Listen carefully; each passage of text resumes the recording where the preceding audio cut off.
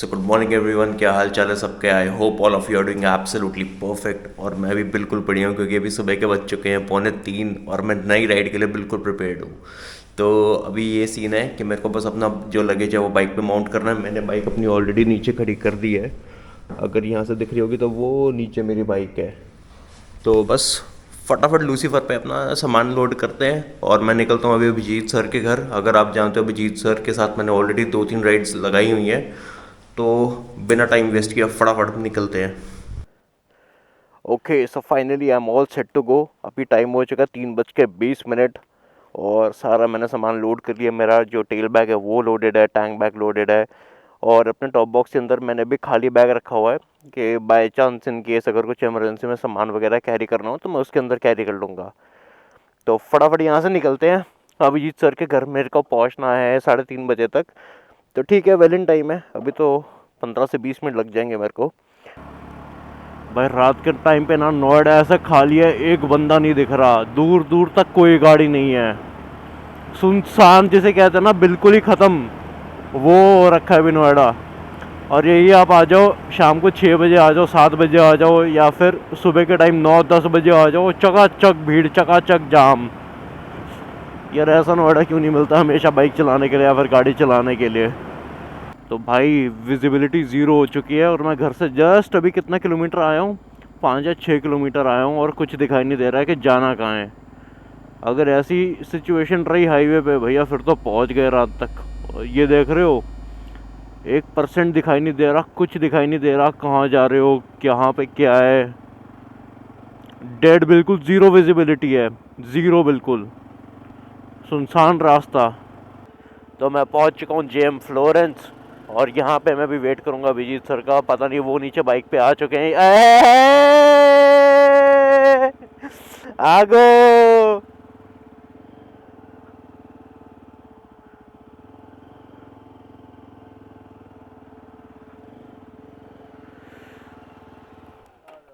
और भाई, अच्छा फिस्ट बम्प, चलो। भाई भयंकर फॉग हो रहा है बीच में, भयंकर ज़ीरो विजिबिलिटी। तो नहाने का फॉग से क्या लेना देना। Okay, so we are good to go now. Sir अपनी बाइक पे बैठ चुके हैं, दोनों की बाइक सब फुली लोडेड है और टाइम हो चुका है 4:09।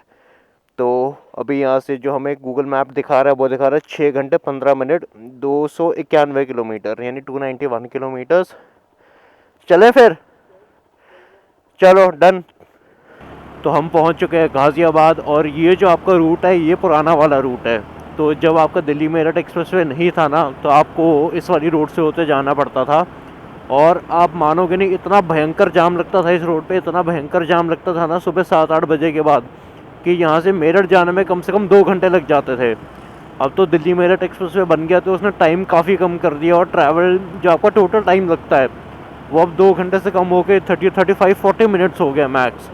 तो यार दिल्ली मेरठ एक्सप्रेसवे के बनने से ना सहूलियत बहुत हुई है, लेकिन सबसे बड़ी दिक्कत ये है कि वहाँ पे बाइक्स अलाउड नहीं है, तो बाइक्स को अपना यही पुराना वाला रूट लेना पड़ता है। तो यहाँ से मेरठ अप्रॉक्सीमेटली आधा घंटा या 40 मिनट दूर होगा, क्योंकि अभी तो ट्रैफिक है नहीं, तो हम नॉर्मल अच्छी स्पीड से भी पहुँचेंगे तो आराम से 5 बजे तक हम मेरठ पहुँच जाएंगे। और भैया ठंड हो गई है अभी अच्छी खासी, मतलब लग रहा है ग्लव्स के अंदर भी ठंडा, हाथ ठंडे हो रहे हैं। तो अभी सीन ये है कि एकदम से भयंकर फॉग हो गई है, मतलब ऐसा हो रहा है कि एकदम से पैच आ रहा है जिसमें ज़ीरो विजिबिलिटी है, फिर एकदम से पैच ख़त्म हो रहा है और आगे जाके काफ़ी विजिबिलिटी बढ़ जाती है। आप नॉर्मली बिल्कुल ये देखो, अब आगे आगे विजिबिलिटी आ गई, अब आप स्पीड पकड़ सकते हो। यहाँ पे एकदम से कोई ना कोई पैच आएगा, एकदम से बादल आएगा और आपकी स्पीड बिल्कुल ज़ीरो, ख़त्म।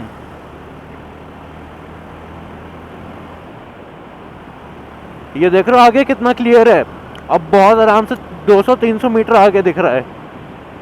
अब हम स्पीड में जाएंगे, एकदम से बादल आएंगे और ख़त्म उसी टाइम। ये देख रहे हो, ये जो साइड में ट्रॉलियाँ चल रही है गन्ने के खेत लेके, कोई रिफ्लेक्टर नहीं है, कोई रिफ्लेक्टिव स्ट्रिप नहीं है, कोई पीछे हज़ार लाइट नहीं है, एकदम से आ रहे हैं ये लोग सामने। और अगर आपने टाइम पे नहीं कंट्रोल करी बाइक को तो सीधे आप इसमें घुसोगे, मतलब सेफ्टी के नाम पे ज़ीरो है, बिल्कुल ज़ीरो। तो यार अभी ना थोड़ी एक इमरजेंसी हो गई है, सर को घर निकलना पड़ेगा। कोई बात नहीं, आप आराम से घर निकलो, मेरे को घर जाके एक बार बताओ क्या सीन है, मैं थोड़ा आगे कंटिन्यू करता हूँ, ठीक है, उस हिसाब से मैं आपको बता दूंगा। चलो डन डन। नहीं नहीं मैं देख लूँगा, अगर आगे ज़्यादा ऐसा वेदर ख़राब हुआ कहीं रुक जाऊँगा फिर मैं। ठीक है, आराम से घर जाना। तो अभी सर के घर में ना थोड़ी इमरजेंसी हो गई है, तो उनको घर निकलना पड़ रहा है। और रास्ता आप देख ही रहे हो, बहुत ज़्यादा फॉग है यहाँ पे, बहुत ही ज़्यादा फॉग है। मैं अभी बस मेरठ पहुँचने वाला हूँ, मैं मेरठ बाईपास एंटर करने वाला हूँ। यहाँ से हार्डली 1 किलोमीटर होगा मेरठ बाईपास। तो अभी ये हो रहा है कि सर अपने घर जा रहे हैं, वो एक बार जाके देखेंगे, इमरजेंसी को सॉर्ट आउट करने की कोशिश करेंगे। अगर हो जाती है ठीक है। और मीनवाइल मैं क्या करूँगा, मैं थोड़ा अभी आगे जा रहा हूँ, मैं देखता हूँ अभी आगे कि मतलब वेदर वगैरह कैसा है, विजिबिलिटी है नहीं है क्या है, उस हिसाब से। चलो ठीक है यार, अब जो हुआ सो हुआ। इमरजेंसी पे तो यार किसी का कंट्रोल है नहीं। टाइम हो चुका है 6:45 और यहाँ पे अप्रॉक्सीमेटली आधे घंटे या 40 मिनट का ब्रेक ले लिया मैंने। अभी तक दिन तो हुआ नहीं है, ना उजाला हुआ है, लेकिन फॉग अभी तक बहुत ज़्यादा है। अब दिक्कत पता है क्या है कि अगर वाइज़र बंद कर रहा हूँ तो वाइज़र भी फॉग हो रहा है, एंटी फॉग के अंदर भी फॉग हो रहा है। और अगर वाइज़र खोल के चलाता हूँ तो फिर सीधे ठंडी हवा लगती है चेहरे पे। तो अभी थोड़ा देख के चलाना पड़ रहा है धीरे। अच्छा नहीं, उजाला होना शुरू हो गया हल्का हल्का, थोड़ा हाँ ब्लू ब्लू सा मौसम हो गया, उजाला होना शुरू हो रहा है। तो होपफुली कि जैसे सनराइज़ होता है थोड़ी फॉग कम हो जाएगी। हज़ार्ड लाइट ऑन कर देता हूँ मैं। बाकी ये रास्ता तो बिल्कुल सीधा सीधा है। मैं ऑलरेडी इस हाईवे पे कम से कम 15 से 20 बार जा चुका हूँ ज़िंदगी में, और आज पहली बार मैं बाइक पे जा रहा हूँ, वो भी इतने कोहरे में, वो भी इतनी ठंड में। तो ये भी नया एक्सपीरियंस है एक। तो मैं एक छोटे से यहाँ पे ढाबे पे रुका था, संगम होटल। तो ये जो रोड है ये एक्चुअली है मुजफ्फरनगर बाईपास। और ये एक मेरे को यहाँ पे फैमिली मिल गई है गाज़ियाबाद की, बहुत अच्छे लोग हैं। इन लोगों ने यहाँ पे ना छोटे से स्टोव पे चाय पिलाई है बना के। हेलो बोल दो एक बार कैमरे में सारे, हेलो बोल दो। तो ये भी धनौल्टी जा रहा है, और अपेरेंटली ये भी सेम ही होटल में है जिसमें मैं हूँ। तो अब हम लोग साथ में चलेंगे सारे इकट्ठे। और होटल अभी तो कोहरा बहुत ज़्यादा है, कोई अभी सीन नहीं लग रहा कोहरा ख़त्म होने का। तो रुड़की यहाँ से रह गया 29 किलोमीटर, और मेरे ख्याल से उत्तराखंड में एंट्री हो चुकी है या होने वाली है। कुछ दिखाई नहीं दे रहा, कुछ समझ में नहीं आ रहा भैया कहाँ चल रहे हैं, कौन सा रास्ता है, क्या है। अभी मेरे ख्याल से शायद जो यूपी और उत्तराखंड का बॉर्डर है शायद वो आने वाला है, अभी तक आया नहीं है। और वो जो वहाँ पे एरिया पड़ता है वो पुरकाजी एरिया है, जहाँ पे यूपी और उत्तराखंड का बॉर्डर आता है। अभी चलते हैं देखते हैं। यहाँ पे दिखा तो रहा है हरिद्वार 60 किलोमीटर। हाँ तो मतलब मोस्ट प्रॉब्ली शायद हम एंटर कर चुके हैं उत्तराखंड, बट अभी कोई कंफर्मेशन नहीं है क्योंकि कुछ नहीं पता लग रहा अभी। तो मैं उत्तराखंड एंटर कर चुका हूँ, जस्ट अभी पुरकाजी निकला है जहाँ पे आपका यूपी और उत्तराखंड का बॉर्डर है। और यहाँ से रुड़की रह गया है अप्रॉक्सीमेटली 20 किलोमीटर। और जैसा कि आप देख सकते हो सामने घना कोहरा है, ऑलमोस्ट पौने 9 बज ही चुके हैं, और धूप की अभी तक कोई गुंजाइश नहीं है। पता भी नहीं लग रहा कि भैया धूप है नहीं है क्या है, कितना लंबा कोहरा चलेगा कितना नहीं चलेगा। रुड़की आने वाला है और बेहद घना कोहरा है। इतनी ज़्यादा ओस है, इतनी ज़्यादा ओस है ना कि कपड़े भीग चुके हैं बिल्कुल। मेरी राइडिंग जैकेट भीग चुकी है अंदर से, मेरी जो राइडिंग पेंट है वो भी भीग चुकी है। तो मैंने क्या किया है, मैंने जो अपना रेन लाइनर है ना वो निकाल के पहन लिया कि एटलीस्ट अगर भीगेगा तो लाइनर भीगेगा और ज़्यादा, और जैकेट और नहीं भीगेगी। तो मैं पहुंच चुका हूँ रुड़की बाईपास पे। और अगर आपको मान लो देहरादून जाना है तो दो रास्ते हैं, या तो आप यहाँ से हरिद्वार होते हुए नेपाली फार्म से लेफ़्ट होके आप देहरादून जा सकते हो, या तो दूसरा रास्ता ये है कि रुड़की से एक आपका रास्ता लेफ़्ट को कटता है, वो छुटमुलपुर होते हुए आपका सीधा देहरादून जाता है। तो आप दोनों में से कोई भी रास्ता ले सकते हो अगर आप दिल्ली से देहरादून जा रहे हो। फॉग अभी तक बिल्कुल टस से मस नहीं हुई है, जितनी पहले थी उतनी अब भी है। एवरेज स्पीड मेंटेन ही नहीं हो पा रही, 60 के ऊपर जा ही नहीं पा रही है। 60-70 मैक्स टू मैक्स कभी कभी चली जाती है, इससे ज़्यादा नहीं ऊपर जा रही है। भाई धूप आ गई भाई क्या चमक रहा है सूरज, मज़ा आ गया देख के। पहली बार हुआ है इतनी देर में। कितने किलोमीटर चला लिया मैंने, ऑलमोस्ट 180 किलोमीटर चला लिया, और अब जाके थोड़ी बहुत धूप आई है और रास्ता क्लियर हुआ है। ओहो क्या जान में जान है ये यार अभी इस टाइम पे।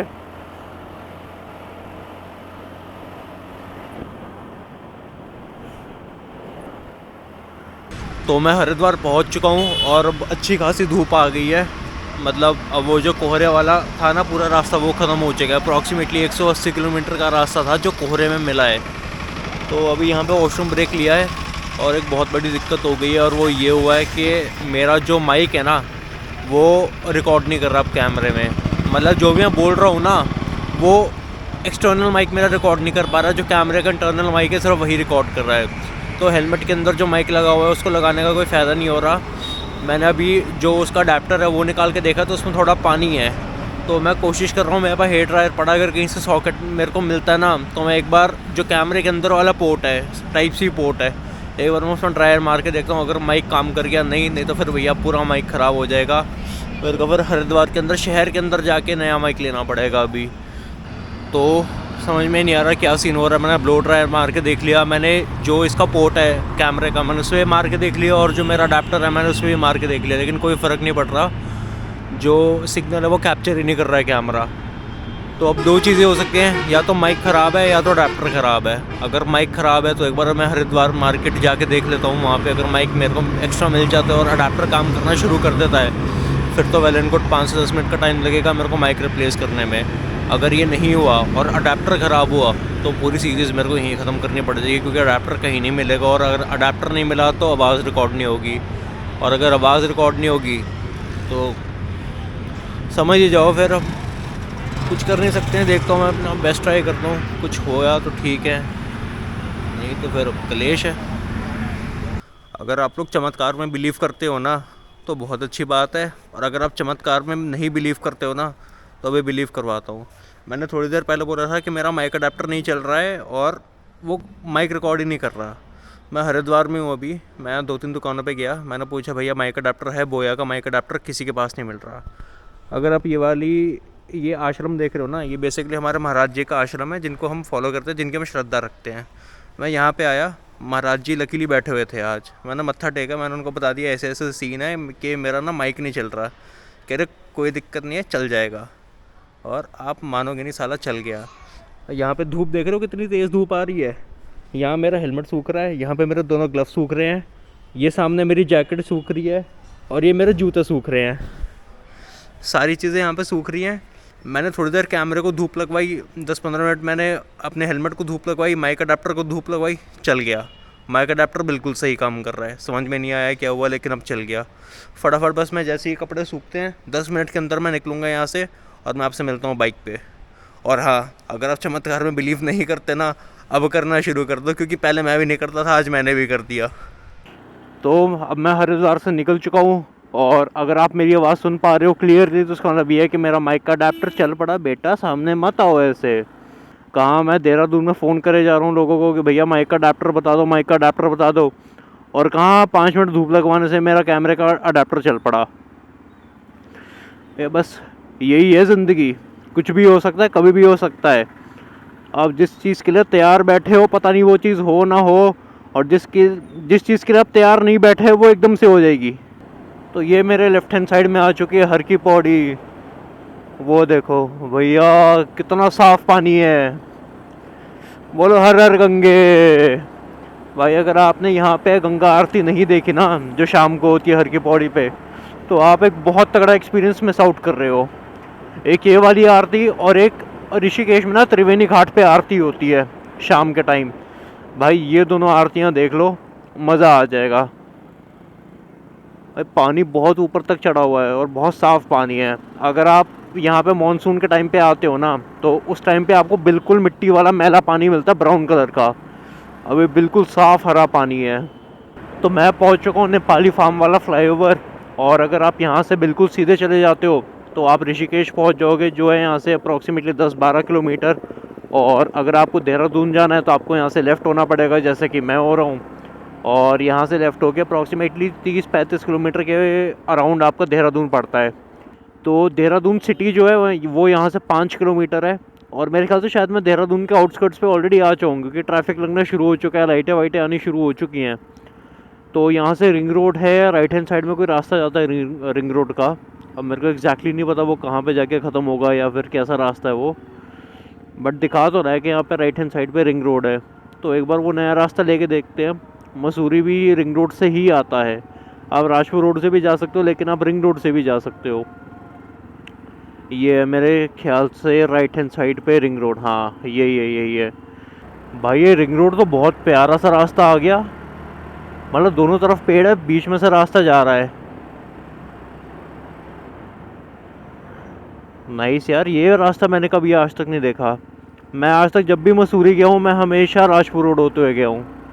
मतलब स्टैंडर्ड रास्ता आता है, आप दिल्ली से आओ, उसके बाद आप ये अपना घंटाघर जो है आपका क्लॉक टावर, वहाँ से फिर आप सीधे राजपुर रोड पकड़ते मसूरी की चढ़ाई चढ़ो। इस रास्ते पे मैं पहली बार आया हूँ आज। ये सहस्त्रधारा भी जाता है कि नहीं, कि सिर्फ मसूरी जाता है ये? यार जो भी है, रास्ता बहुत प्यारा है ये वाला, खाली है, कोई जाम नहीं है, कोई ट्रैफिक नहीं है, आराम से यहाँ पे चलो आप। तो मसूरी की चढ़ाई शुरू हो चुकी है और बिल्कुल खड़ी चढ़ाई है मसूरी की। मतलब आप देहरादून से अगर मसूरी जाते हो ना तो आप लगातार ऑल्टीट्यूड गेन करते हो। और एक बात है कि सड़क बहुत प्यारी है, बहुत स्मूथ सड़क है, बिल्कुल मक्खन रोड बनी हुई है मसूरी की। और ये आज से नहीं है, ये कम से कम 10 साल पहले से इतनी प्यारी सड़क है और इतनी चौड़ी है ये।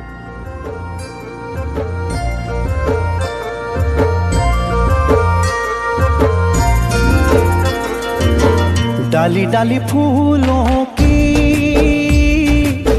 तुझको बुलाए रे मुसाफिर मेरे उत्तराखंड में। बादलों की ओर के ओढ़नी वादियां गीत सुनाए मीठे मीठे मेरे उत्तराखंड में। हो पिजोरे मेरे पहाड़ को, पिजोरे मेरे पहाड़ को, ठंडो पानी ठंडो पानी ठंडो पानी ठंडो पानी। हाँ जी, तो भैया जी ये वो कट आ चुका है। अगर आप यहाँ से लेफ़्ट लेके ऊपर चले जाओगे तो आप मसूरी निकल जाओगे, लेकिन आज मैं जा रहा हूँ धनौल्टी, तो मैं यहाँ से लूँगा राइट। तो धनौल्टी यहाँ से अप्रॉक्सीमेटली 30 किलोमीटर है और जो एक्सपेक्टेड टाइम है वो 1 घंटे का लगेगा। भाई साहब आप मेरे राइट में व्यू देखो यार, यहाँ पूरे बंजर पहाड़ हैं, पीछे के साइड वेजिटेशन है, मतलब पेड़ वगैरह हैं अच्छे खासे। और वो देखो यार क्या व्यू आता है यार। उत्तराखंड के व्यूज़ भी अलग हैं, लेह लद्दाख के व्यूज़ अलग हैं, हिमाचल के व्यूज़ अलग हैं। ये देखो भाई, ओए होए, मज़ा आ जाता है यार ऐसे व्यूज़ देखने के लिए ना। पहाड़ों पे आना फिर वर्थ इट होता है। वो देखो भाई कितना प्यारा व्यू आ रहा है, पूरा लैंडस्केप आ रहा है यहाँ पे। सो finally I have reach Dhanaulti और टाइम हो गया है दोपहर के 3:15। भैया काफ़ी टाइम लग गया। और ये है मेरा होटल क्रिस्टल पैलेस धनौल्टी। यहाँ पे बाइक लगा देता हूँ, हाँ इधर ही लगा देता हूँ जनरेटर के सामने। तो मैं फाइनली अपने होटल में चेक इन कर चुका हूँ और थोड़ा बहुत मैंने चेंज कर लिया, मुँह हाथ धो लिया क्योंकि थकावट हो रही थी। तो अगर मैं आपको सामने से दिखाऊं तो ये व्यू आ रहा सामने का। अब हो सकता है पीछे स्नो कैप माउंटेन्स हो, लेकिन पता नहीं लग रहे हैं क्योंकि बादल से लग रहे हैं और थोड़ा मिस्टी फॉग सा हो रहा है, तो अभी कुछ पता नहीं लग पा रहा। और अगर आपको होटल दिखाऊं तो ऐसा कुछ लॉबी एरिया है यहाँ पे। नीचे आपके कुछ हट्स वगैरह बनी है जहाँ पे आप आराम से बैठ के व्यू वगैरह ले सकते हो। और ऐसा कुछ रूम है मेरा, एक बार लाइट्स ऑन करके दिखा देता हूँ मैं। तो वॉशरूम काफ़ी स्पेशियस है, अच्छा खासा बेड है, मैंने अपना सारा सामान फैला दिया आते ही, जो हर बाइकर करता है।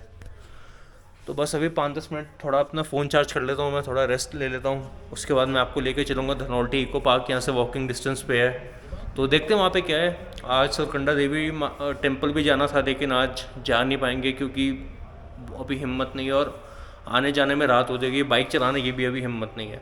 तो आसपास चलता हूँ अभी और आपको मैं धनौल्टी इको पार्क दिखा के लाता हूँ आज। तो मैं निकल चुका हूँ अभी धनौल्टी इको पार्क के लिए। अब सुनने को आया है कि बंद होने वाला है वो, मेरा 15 मिनट ही बचे हैं बस वहाँ पहुँचने के लिए। हो सकता है जैसे मैं वहाँ पहुँचूँ बंद हो जाए, हो सकता है वो थोड़ी देर के लिए जाने दे, हो सकता है ना जाने दे, कुछ भी नहीं पता। तो वॉकिंग डिस्टेंस पे ये आधा किलोमीटर ही है, ज़्यादा दूर नहीं है। फटाफट मैं पहुँचता हूँ, देखता हूँ खुला या नहीं खुला, क्या स्टेटस है, क्या अपडेट है। उस हिसाब से आपको दिखाता हूँ फिर मैं। तो सामने ये आ चुका है धनौल्टी इको पार्क। तो क्या बंद हो गए क्या?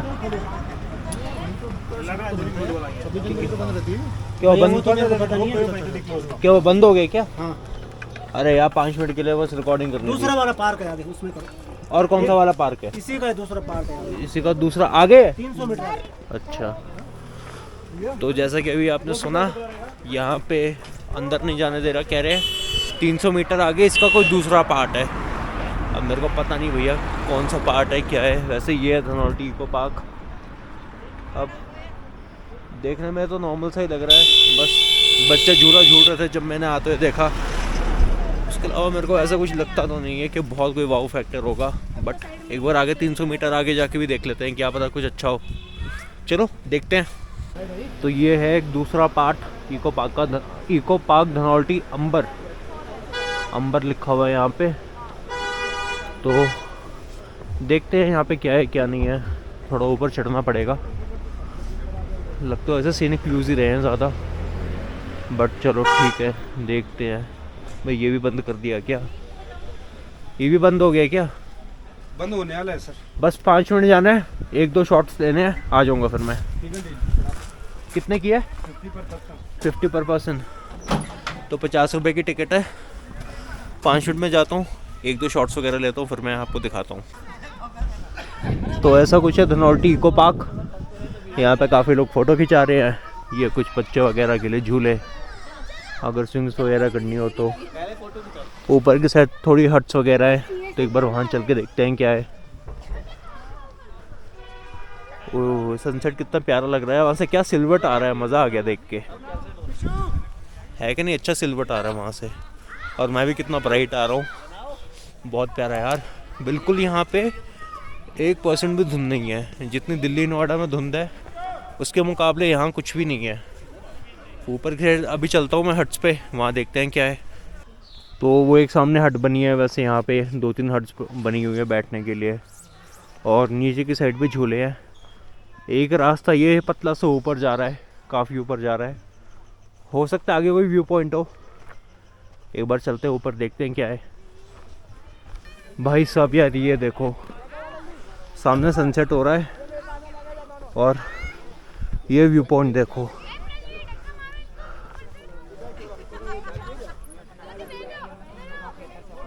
भाई साहब यार मज़ा आया कि नहीं देख के? अल्टीमेट सीन है ये, बहुत प्यारा है। तो बस यहाँ पे व्यूज़ वगैरह देख लिए, फ़ोटोज़ वगैरह खिंचवा ली, ठंडी हवा चल रही है, और सामने ये सनसेट हो रहा है अभी, बेहतरीन जिसको कहते हैं ना, बहुत प्यारा सनसेट हो रहा है। तो वापस अपने होटल में निकलता हूँ, थोड़ा जाके अब रिलैक्स करूँगा, आराम से बैठूँगा। और अगर आपको वीडियोस पसंद आ रही हैं तो वीडियोस को लाइक करो, चैनल को सब्सक्राइब करो, और अपने फ्रेंड्स के साथ शेयर करो। और मैंने भी ये ऑब्ज़र्व किया है कि बहुत सारे लोग जो चैनल पे नए नए आ रहे हैं वो सब्सक्राइब नहीं कर रहे हैं। तो अभी जो रेशियो चल रहा है वो 65-35 का चल रहा है, यानी 65% लोगों ने सब्सक्राइब नहीं किया है। तो भाई मेहनत बहुत लगती है वीडियोस बनाने में, एडिट करने में, अपलोड करने में, आपके सामने कंटेंट लाने में।